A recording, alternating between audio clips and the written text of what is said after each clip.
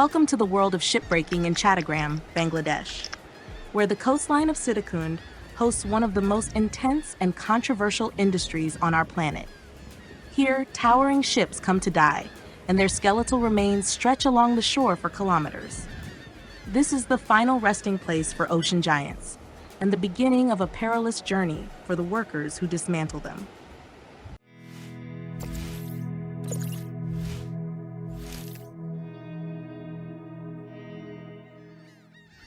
The shipbreaking yards in Bangladesh are located just outside the major port city of Chattogram, formerly known as Chittagong.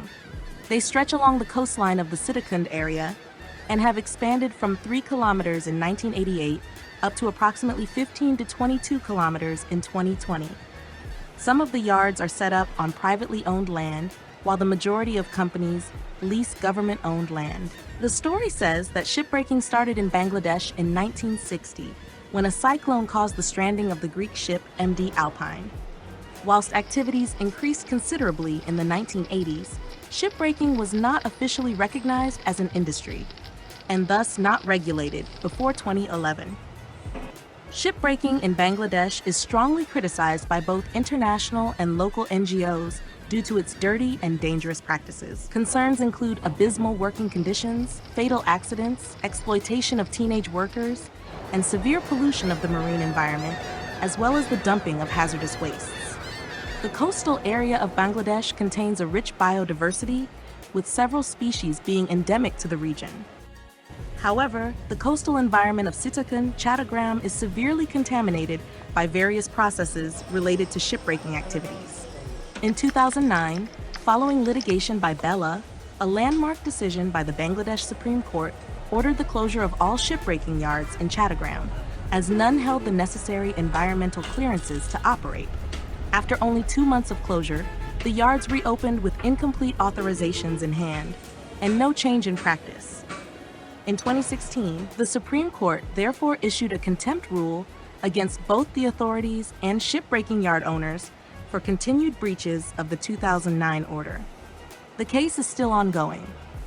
Despite laws existing in Bangladesh to protect both workers and the environment, these are poorly implemented due to weak enforcement capacity or deliberately ignored as a result of industry pressure. End-of-life vessels are imported with fake certificates claiming that they are free of hazardous materials.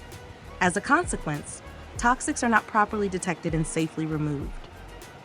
The World Bank has estimated that between 2010 and 2030, Bangladesh will have imported 79,000 tons of asbestos, 240,000 tons of PCBs, and 69,200 tons of toxic paints that originate from end-of-life ships. Since the Chattogram area remains void of storage and treatment facilities for hazardous wastes, these toxics are simply dumped or resold on the secondhand market and cause further harm to surrounding communities. Many of the shipbreaking workers come from the northwest of Bangladesh, a poverty-stricken area with very little industrial activity. There is a strong fluctuation of workers between the yards, as most are employed on day contracts and often return to their villages during the harvest season. Workers are forced to rent unsanitary and improper accommodation. They work long hours without holidays, and trade unions are prevented from effectively organizing them. Since 2009, at least 249 workers were killed, and at least 1,284 suffered severe injuries whilst breaking the massive ships that are beached in Sitakund. The causes of death at the shipbreaking yards are many, including suffocation, explosions, falls from great height, and crushing due to falling parts of the ship. The hospital building set up by the Bangladesh Shipbreakers Association (BSBA) is operated as a private clinic and can only treat minor injuries. Many workers therefore succumb to their injuries on their way to the closest specialized hospital in Chattogram, the Chattogram Medical College Hospital. Injured workers, moreover, do not automatically receive financial support for necessary medical treatment. This is the harsh reality of the shipbreaking industry in Chattogram, a place where the grandeur of once mighty ships meets the grim struggles of those who dismantle them. Despite the dangers and environmental damage, this industry continues to operate, driven by economic necessity and global demand for scrap metal.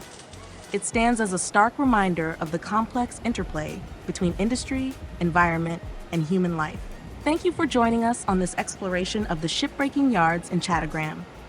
If you found this video informative, please like, comment, and subscribe for more deep dives into the world's most challenging and fascinating industries.